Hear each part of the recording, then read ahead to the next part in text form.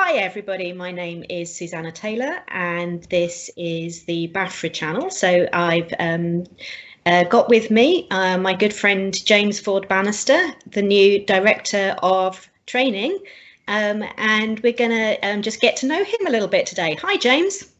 Hi Susanna, how are you doing? Great, thank you. The sun's shining, but we're safe and well indoors. Yeah, but we're no football, so we've got to fill our time somehow, right? Indeed we do. But listen, you just got elected to the board of BAFRA as the Director of Training. So, tell me a bit about yourself. Tell me a bit about what inspired you to take on this particular position on the board. So I've been a BAFRA official now for about 4 years, just over, working a number of positions. I've sort of ended up mostly working back judge and referee these days. I was very fortunate in my time coming into this to have worked with a bunch of great mentors, which has been a huge part of my development in BAFRA.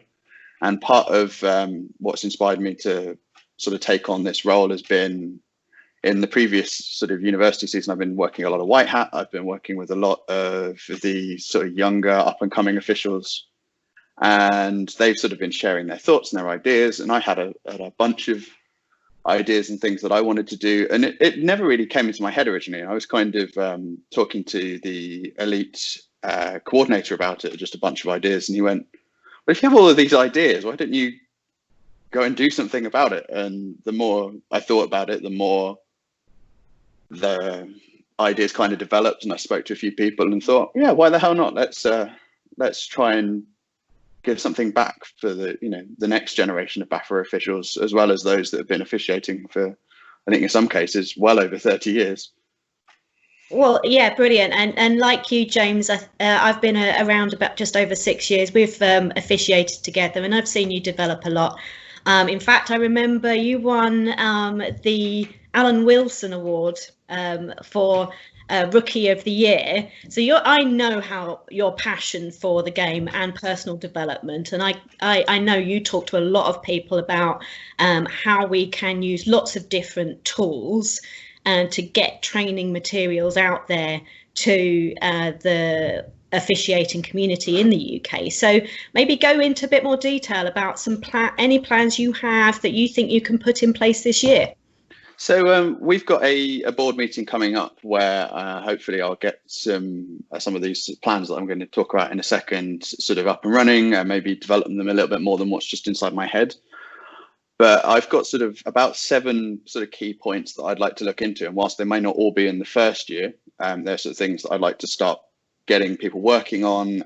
One of the key things I think we've seen from those that saw Ollie elected as the Director of Recruitment last year, who's done a fantastic job in finding new officials for us. He built very quickly a team of people to work with. And I think that's going to be a key part of training going forward, is having a good solid team so that we can do more than one thing at a time and develop stuff over the course of it. And one of those key points sort of coming on from that is going to be induction and new official training. We have some areas in the UK where we're very well covered, but there are also areas, surprisingly, like places like Kent, where there are, I think, at least 3 or 4 teams. If you include that Southeast London area, we've got 3 Prem teams within spitting distance of each other. And inevitability of that is that we're really good at training new officials in areas where we've got loads of officials, but getting officials trained in areas where we don't is a lot more complicated. So part of that will be getting some of that training online and making better use of the time of those that are actually doing the training. But also with that, that's going to allow us to get some more online tools and stuff using this YouTube channel, indeed, to get some training material together for those that aren't rookies. And we talk a lot about this middle ground of officials you get. We have been quite good. Once you're on the field, there's the mentoring system has worked really well to train officials through the first 10 games and maybe the first 6 months of their officiating career. And then if you work your way up to the elite panel, Keith has done a fantastic job in developing that over the last 2 years into a real aspirational tool. And BAFRA is really good. We're well represented in IFAF. We have some great officials working for us.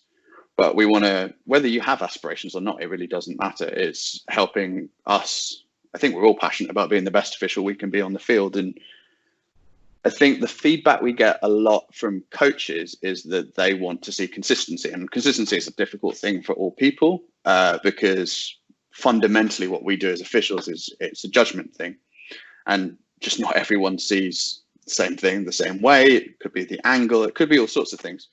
But if we can generate some tools that is going to show coaches and officials, this is how we see things like holding, maybe these are the kind of blocks that we want to see penalized, that will at least start encouraging more consistency in people. And working through that, I think is also there's some progress stuff that we need to look at. We have a leveling system in BAFRA that I think most people see as a little bit of a dark art, and a lot of it's to do with how your exam score is and how many years you've been doing it, but it doesn't seem at the moment to a lot of officials, at least that's the impression I get, to mean very much. So there's hopefully we'll get into looking at how we might make that mean more, or develop it in a way that it is maybe a little bit deeper than it is at the moment. And with that, develop our assessment program. We've when we assess, we assess really well, but you see some areas where there's officials that have 4 or 5 assessments over the course of a 3-year span, and there are other officials that maybe only have 1 or 2. And those assessments, our deputy president, in fact, Steve Tonkinson, does a really good job of doing what we call non-official assessments, of just going out and spending a weekend on maybe 1 or 2 games and just standing on the sidelines, come in at halftime. If you want feedback at halftime, you get it. If you don't, he'll give it to you at the end of the game. Sure. And say, these are things that you're doing really well. These are things that you might want to look at. Have you read this section of the mechanics manual or the rule book? And just generally the little stuff. It's very easy for all officials to fall into the kind of, I'm used to what I'm doing and working with the same officials because of maybe the area you're in. It's really good to sort of get pushed every now and then to think about new ways to improve yourself. Yeah. You've got so many great ideas here, James, and I want to pick up on a couple of bits there. So firstly, as you say, there is lots of opportunity for sure around supporting the training of new officials.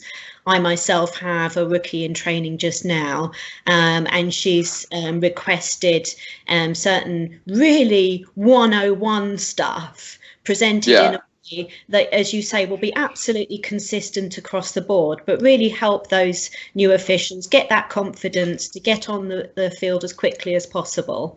Then you talk about this group in between. Once someone's qualified, there's various levels to develop to before they can get to the elite level, and that group they've got certain needs and requirements as well.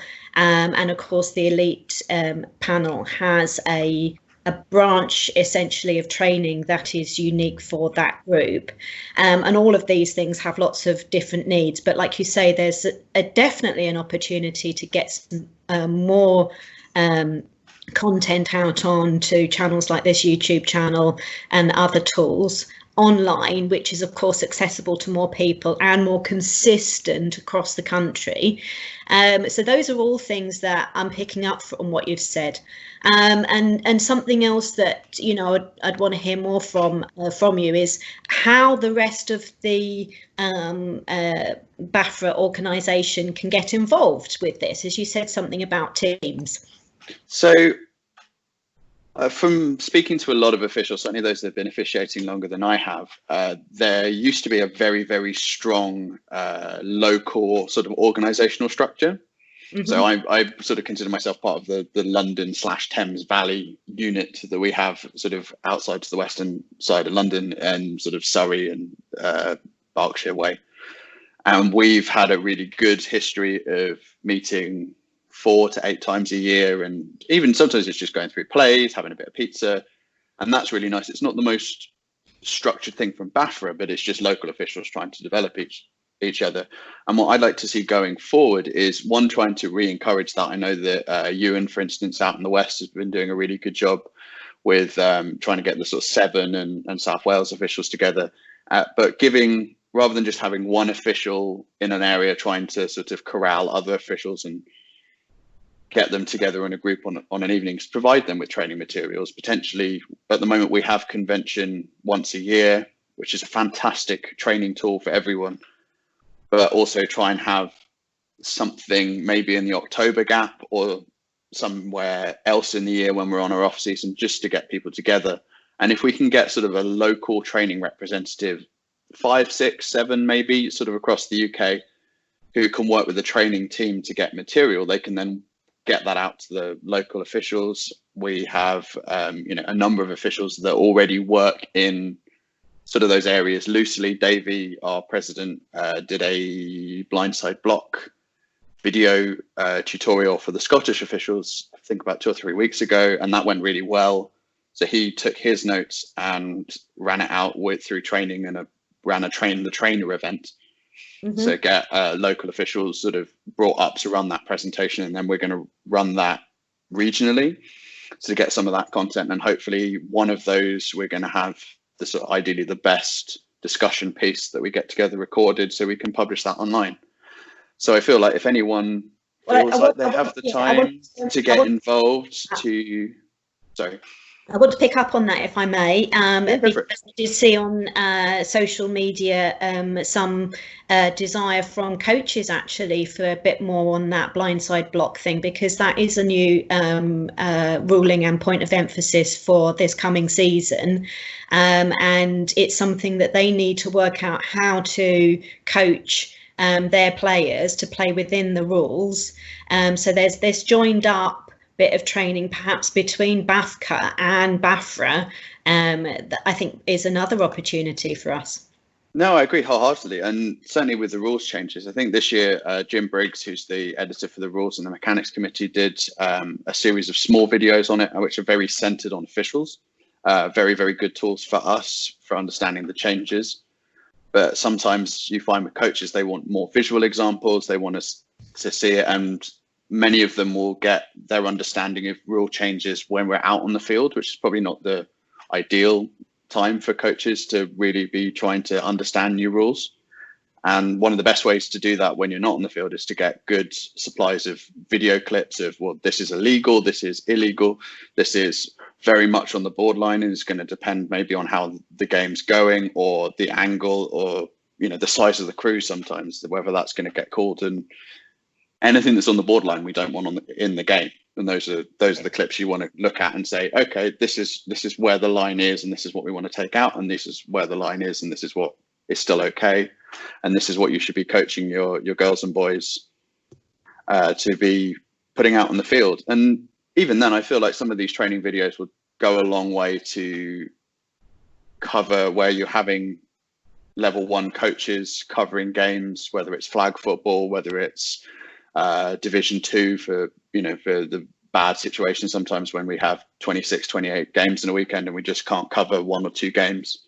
If we can get them on board with how they should expect us to call games, it will help them when they're covering that, and even just scrimmages and trainings and things like that. I think coaches for the most part have a really good idea of the game, but their job is not to be permanently thinking about the rules. Their job is to be permanently thinking about winning games. And if we can help them understand the rules just that little bit better, it's going to help everyone. Fantastic. So it seems to me, James, that you've got a lot of work on your hands, and but a lot of great ideas and a lot of passion. You mentioned there about the convention. Of course, unfortunately, we had to cancel the convention this year due to the COVID-19 crisis. And we do have hopes of rescheduling that later in the year. Have you got any further update on that? I haven't had anything direct yet, and I hope that May the 16th will bring some more clarity, whether final or just more of a direction. When we've sort of had our board meeting, I'd very much like to see it go ahead. I think we have a great opportunity in the off season between depending on if we have a senior season this year, when that may or may not end, and the start of what we hope will be the beginning of the uni season, sort of end of October, beginning of November. And again, indeed, if we have the NFL UK games make it here, that is going to be a big question for, I think, all of the sporting community, of when televised sports actually are allowed back on and whether or not they're allowed crowds. But I think that will give us an ample opportunity, if we're allowed to meet, to shake off the rust, I think. And also, I hope it will be a good opportunity to get a lot of the material that is generated. We have some fantastic material every year at that convention that those that are there get to see, but doesn't always either fully make it out or make it out in the best way for the officials that can't make it. And like we discussed, coaches or new officials that maybe join 3 or 4 weeks after convention and miss out on 2 days worth of great material. And if we can get that out there either via the BAFRA website or on YouTube, if it's videoed, there's so much we can all learn from those events. And I think all of us just want to talk a bit of football at some point. Indeed, we do. You're absolutely right, and hopefully very soon, as you say, we'll hear good news about sport recommencing all over the world, and hopefully our favourite, American football. But just want to give you this one last opportunity. If there's any message you want to give to the rest of the membership of BAFRA and the wider football community. I think before we do, I think it's an important time to say thank you to, as we're on the COVID-19 virus, say thank you to all those that are putting in the hard work to get us through it. And I know that BAFRA have a number of members, be they working for charities, working for the NHS, delivering frontline food and essential services, to just give them a moment and say thank you for all of their hard work to bring the football season closer to us amongst everything else. I know it's not the most important thing in the world, but it's truly appreciated that it will hopefully give us back the joys and the hobbies and the game that we love at some point soon. I concur, James, and also thank you to everybody who is staying safe at home and practicing those protocols that we've all been required to do, and but keeping fit as best they can and keeping their mind occupied with the BAFRA exam.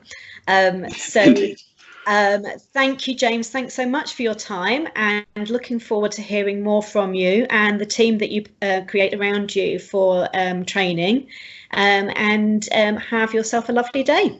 And you too. Thank you, Susanna.